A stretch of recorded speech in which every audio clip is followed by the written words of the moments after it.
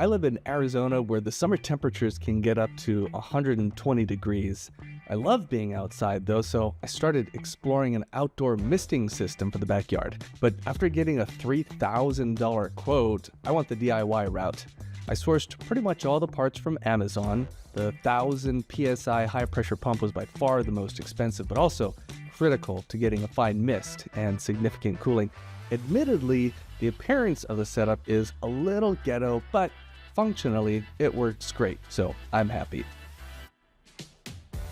I tested two misting nozzles, one with a 20 thou orifice and one with an 8 thou orifice. You can see visible droplets of water in the 20 thou nozzle, whereas the 8 thou nozzle produces a much finer mist.